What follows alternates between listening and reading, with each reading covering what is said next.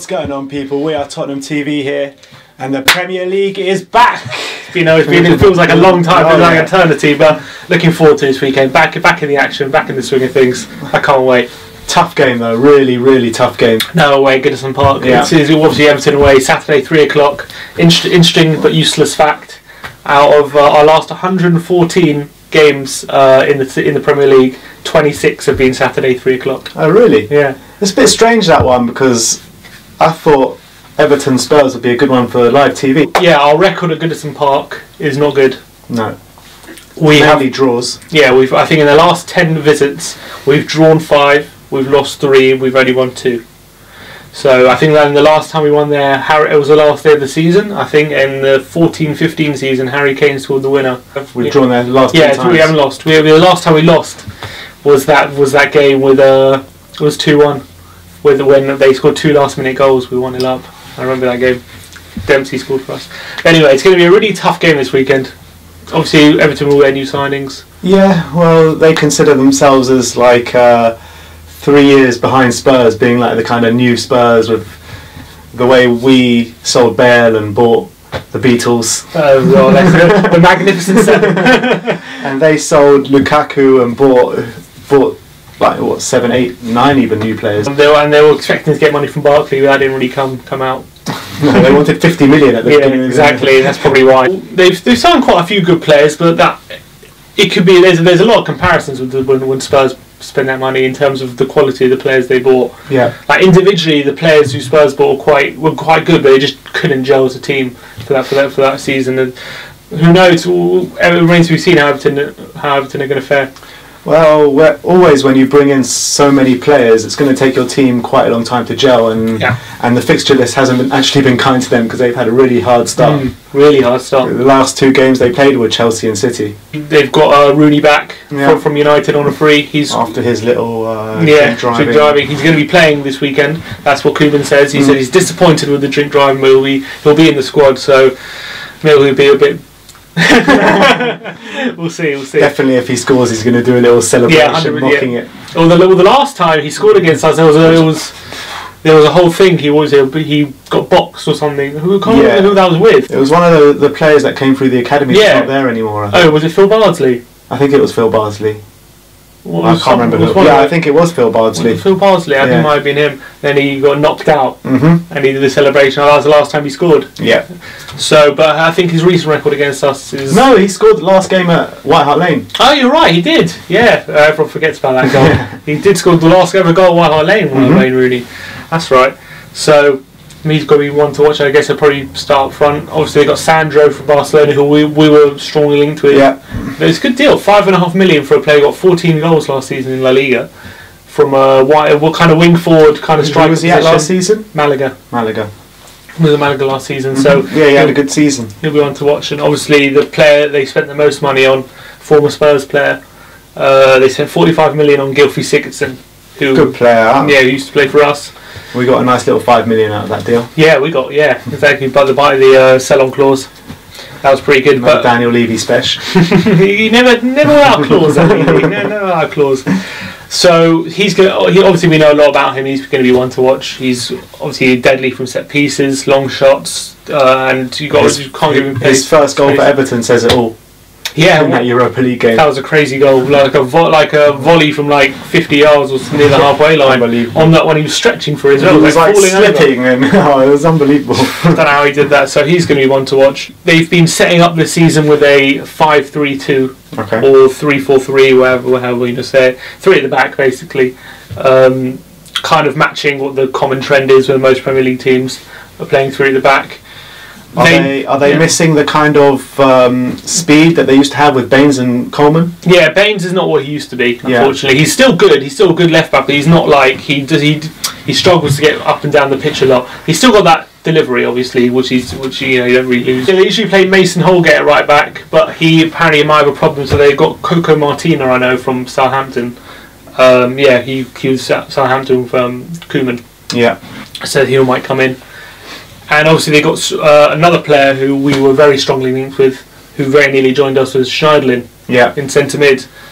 He's going to be a tough opponent. It will actually be interesting if they play Gay and Schneiderlin in the centre, because Wanyama's been ruled out. Yeah. So whoever we match him up with is going to be tough to compete. Dyer will be in that position. It'll probably be Dyer and Dembele. Another parallel, probably you could say with Spurs is the amount of youth they're bringing through. Because they've got Tom Davis, Holgate, Mason Holgate. They got Calvert-Lewin as well. He's started the season really well, Calvert-Lewin. Actually, I don't know if you saw him against Man City. He was very impressive. Yeah, he looked very good. What's the team news for Spurs this weekend? So Poch said Wanyama got an injury again in the training session before the Burnley game. Yeah, and they thought it was. He was left out the Kenya squad. He originally said it was precautionary, but now he's saying he's going to be out for a few weeks. And when Poch says a few weeks, you know, Lamela was a few weeks, Rose was a few weeks, Toby was a few weeks, and look what happened to them. So we're praying for Wanyama at the moment. Yeah, don't worry, it's just a few weeks. Just a few, exactly. Every time he says a few weeks, something to worry about with that man. That's very true. So let's hope Wanyama's not too long, but he's definitely out for this weekend. Rose is still out. Lamela apparently is going to be back in October, he's saying. Yeah, so contrary to reports coming out of Argentina, apparently Ricky Villa was saying that he'll never play football again. Well, he was saying that Spurs were worried he would never play football again. And he never said he's never going to play. And then Poch comes out the next day and says he's going to be back with the first team squad in October. Yeah, and there was pictures today that Spurs put out of him doing kick-ups in training. So actually with the football, Lamela with the football, that's something we haven't seen in a long time. I'm excited for him to come back because we really need him for that pressing game. Trippier, he's saying, he trained all week, so it looks like he's going to be fit for the weekend. Yeah, it's a big question at right back because Serge Aurier played 2 games in Africa and he only got back yesterday, I believe. I think today even. Or even today, because they said he went straight to France from Ivory Coast. That's right. And then he came to London. I doubt it he's going to play. Maybe he'll come on. Well, Poch said that it's going to be very hard for him to play, probably unlikely. And he said Trippier trained all week and he's going to be fit for the squad, so it looks like he's going to be Trippier this weekend ahead of Aurier. Whether Sanchez plays, because Wanyama's out, we're going to push Dyer into midfield. So whether Sanchez goes in a back 3 or we go to a back 4, maybe bring Son in, it's going to be a question mark. What do you think, back 3 or back 2? We know Everton are going to go for a back 3. So do we match them up? Knowing Poch will probably go for a back 4 only because he doesn't usually throw in new signings in the deep end like that. But Davinson, it is a hard game to come into Everton away. But Davinson Sanchez, he came on for those few minutes against Burnley, and he's been training with the squad for a week at least before he had to go to Colombia. He was training, true. But I'm just judging by what Poch usually likes to do with these new signings. He usually likes to bed them in, kind of bring them on at the end of games, and then kind of you have to earn your start with the first team. So I would probably reckon it will go for a back 4 with Toby and Trippier and Davis. That's what I reckon we'll go with probably midfield of Dyer and Dembele. Yeah. And do you think Son will play, or will it be Eriksen, Ali, Kane? And Son. Yeah, 4 of them. Probably. I reckon that's what we went with against Burnley, I think, isn't it? Son was very disappointing last game. He was. I reckon that's what he'll go with, just on a hunch. I'm not 100% sure. If I was Poch, would I start Sanchez? Maybe. I'd consider it just to match up Everton. The thing is, Trippier will play right back because we've got a big game against Dortmund on that's also true next week. Yeah. So Aurier should be playing that game. Yeah.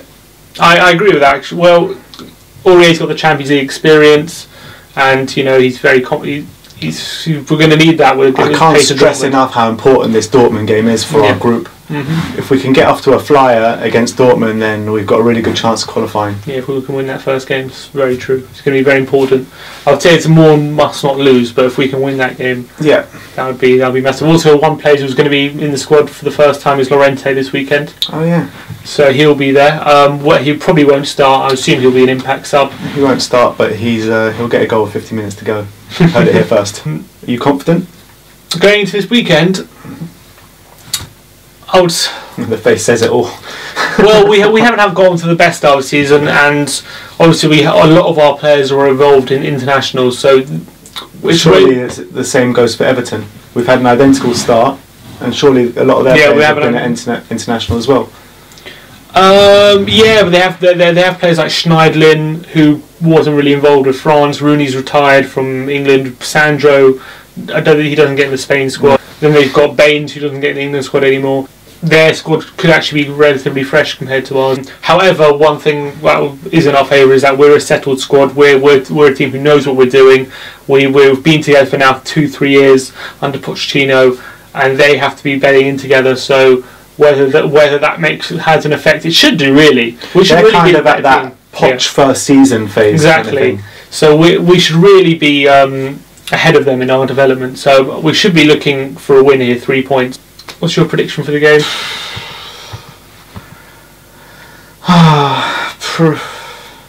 I'm going to go for 1-1. I don't think we're going to win. Don't think we're going to win? No.